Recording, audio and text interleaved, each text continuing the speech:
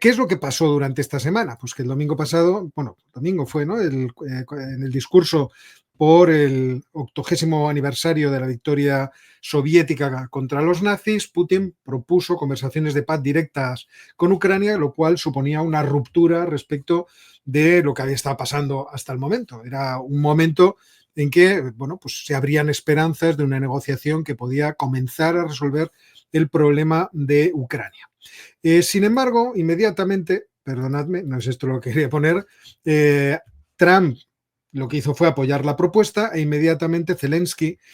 empezó a decir que se ignoraba la demanda de alto el fuego de 30 días que habían propuesto no solamente los ucranianos, sino con ellos los europeos el día anterior y por lo tanto cuestionaba si era útil el acudir a esa reunión. E inmediatamente Donald Trump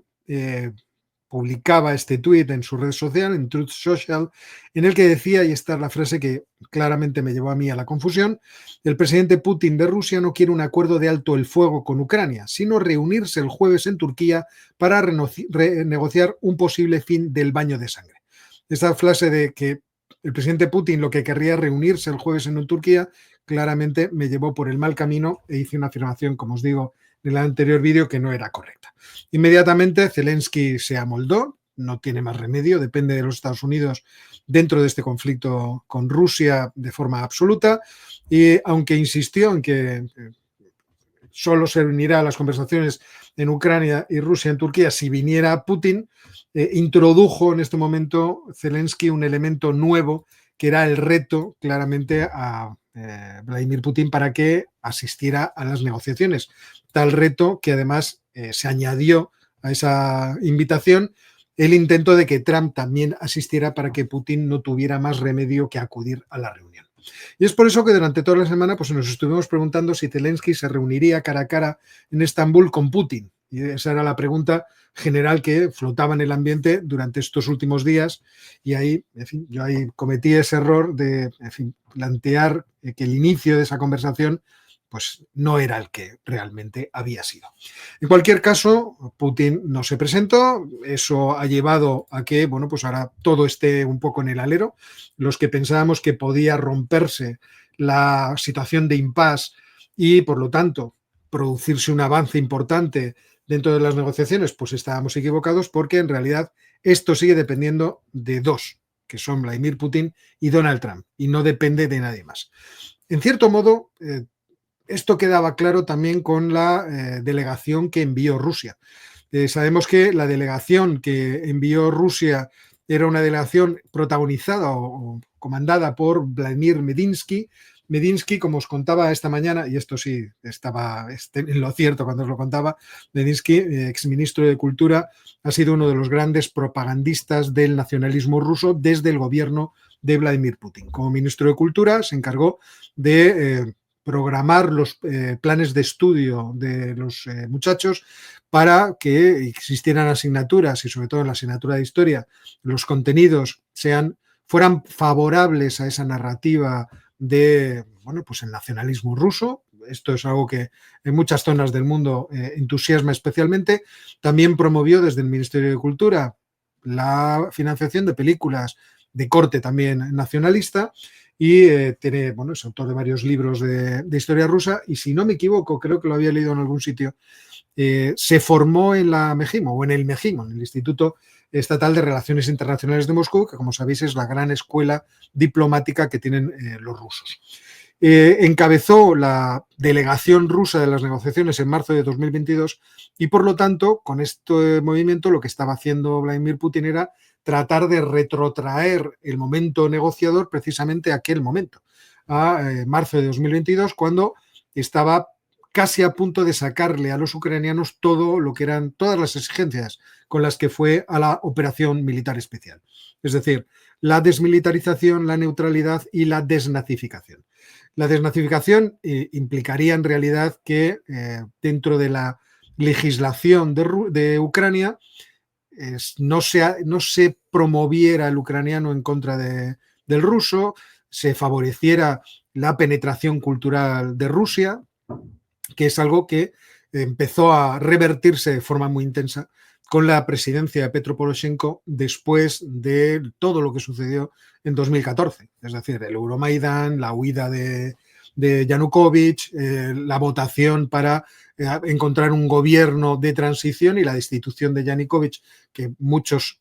entre ellos Vladimir Putin, afirman que fue un golpe de Estado, pero en realidad siguió el procedimiento legal por la huida de Yanukovych. Si Yanukovych hubiera estado presente en ese momento dentro de la Duma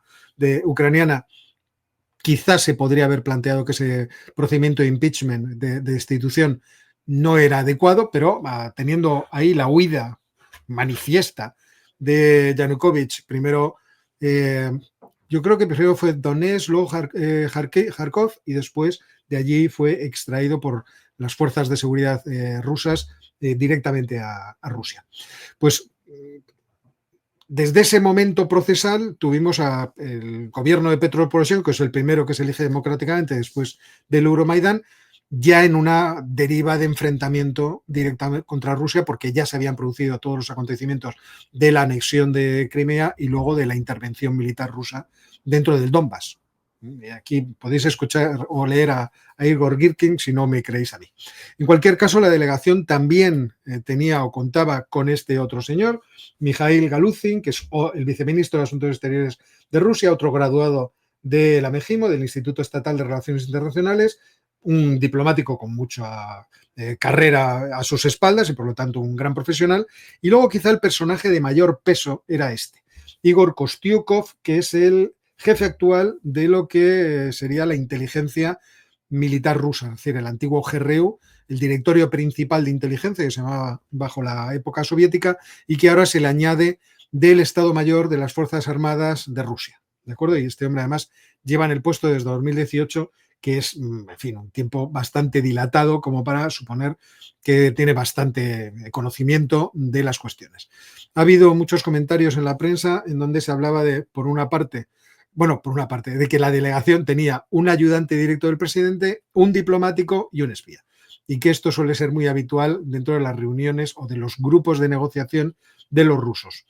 Y recordemos que en el primer contacto entre la delegación de Estados Unidos y la rusa en Riad para hablar del proceso de paz en Ucrania, lo que hicieron los rusos fue tener una estructura muy parecida. Teníamos a Ushakov, que era el diplomático, no me acuerdo de quién era el ayudante, no me acuerdo quién era el que venía directamente del Kremlin, y el otro era Sergei Beseda, un famoso miembro de la FSB, que además estuvo implicado de manera muy importante en toda la insurgencia nacionalista del Donbass a partir de marzo, abril del año 2014 en Ucrania. Bueno, pues lo que tenemos es que de cualquier forma estas maniobras de venir hacia adelante, hacia atrás, mandar esta delegación que todo el mundo reconoce que era muy aguada, pues ahora tenemos que nos deja un poco en el aire. ¿Qué va a ocurrir? Lo que va a ocurrir seguramente es que Ucrania mandará su propia delegación y mañana tendremos el comienzo de ese contacto directo de negociaciones entre las dos partes. Lo que también tenemos es cómo han hostigado hoy los rusos, empezando por Lavrov, creo que también Peskov ha estado metido en esta cosa, de insultar a Zelensky, llamarle patético, este tío a dónde va, quién se cree, que además está, yo creo que amparado por la propia opinión que tiene Vladimir Putin de él. Hemos visto antes el famoso tuit de Truth Social que, en fin, pues también es bastante indicativo. Esto de céntrate ya, chaval, o sea, Ucrania debería aceptar la negociación inmediatamente en mayúsculas. Ya sabemos la opinión que tiene Donald Trump de Zelensky, que es extraordinariamente mejorable. Y ahora estamos esperando a ver qué va a ocurrir. Seguramente lo que va a ocurrir es esto que estaba diciendo, no sé si lo he metido por aquí, esto que estaba diciendo Rubio hace un ratito, y es que están otra vez en una situación de bloqueo y que lo que se necesita es que los mayores, Vladimir Putin y Donald Trump, se encuentren. Y se está ahora pues, jugando con la idea de que el viernes podría haber una reunión efectivamente de los dos presidentes, el presidente ruso y el presidente de Estados Unidos, para quebrar ese impasse que se ha producido y seguir avanzando en las negociaciones, mientras que en términos técnicos serían por abajo los propios, tanto rusos como ucranianos, los que tendrán que dilucidar qué pasa por allí. Porque aquí lo único que le importa a Donald Trump es que la cosa vaya rápido, porque él ya tiene su botín. Su botín es el acuerdo de los minerales, que es verdad que